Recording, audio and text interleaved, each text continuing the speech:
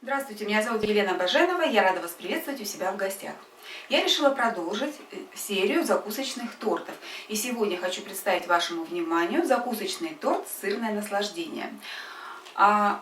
Начинка будет состоять из таких вот главных ингредиентов. Это твердый сыр, творог и плавленый сыр. А еще нам понадобится масло сливочное, чеснок, грецкие орехи, яйца, свекла, соль и, конечно, хлеб.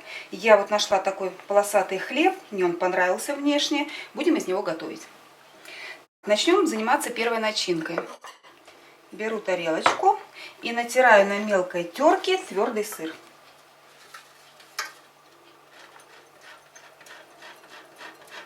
К твердому сыру добавляем желтки, которые также натираем на мелкой терке. Можно сюда добавить немного соли, но не забываем, что сыр у нас не пресный и майонез тоже не соленый, так что чуть-чуть буквально соли. И заправляем майонезом. Делаем следующую начинку. На мелкой терке натираем плавленый сырок. Добавляем сюда белки, натертые на мелкой терке. Добавляем сюда молотые грецкие орехи. Кстати, все начинки можно перемешивать при помощи, то есть перемалывать при помощи блендера. Это будет намного быстрее. И заправляем майонезом. Делаем третью начинку. В мерочный стаканчик перекладываем творог. Добавляем подтаявшее сливочное масло. Наверное, пока начнем с этого. И хорошо это все перетираем.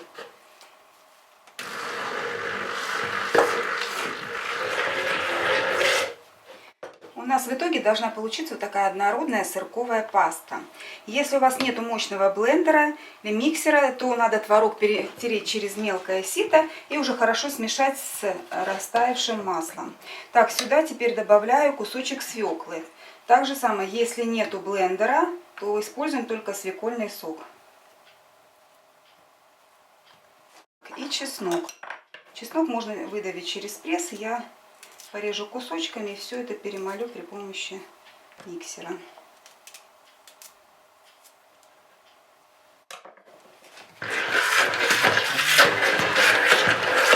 Такая вот красивая получается начинка.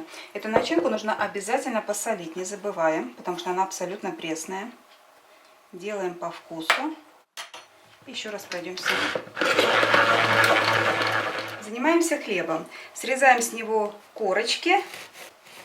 Нарезаем хлеб на небольшие, тоненькие ломтики.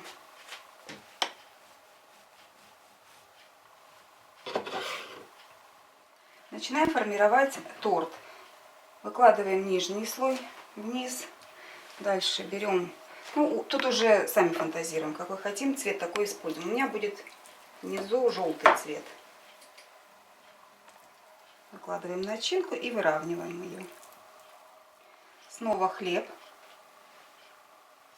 Прижимаем. Теперь будем использовать розовый цвет. Следующий слой и начинка.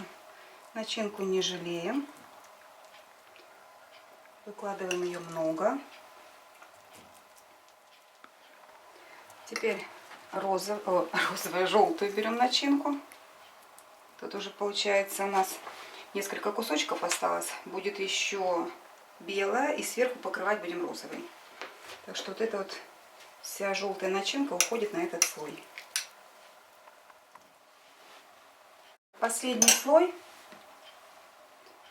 Мы сверху покрываем тортик и закрываем все боковушки со всех сторон. Он у нас будет такой розовый. Смотрите, какой удобный способ нашла. Протыкаю большой палочкой, такой шпажкой, да, тортик. И руки не пачкаются, да, и конструкция не завалится, потому что торт довольно высокий. Все хорошо промазываем, смотрим, чтобы у нас нигде ничего не оставалось свободным, без крема. Все Теперь торт надо убрать в холодное место, пропитываться на 1,5-2 часа. Уже застывшую композицию нашу украшаем вот веточками укропа можно, лука, петрушки.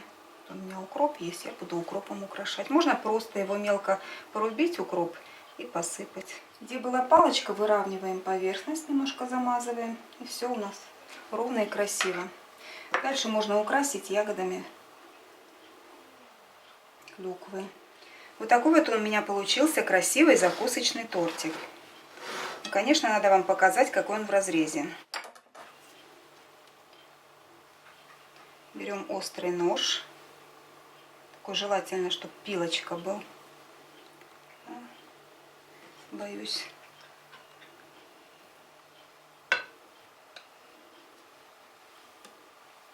Такая красота.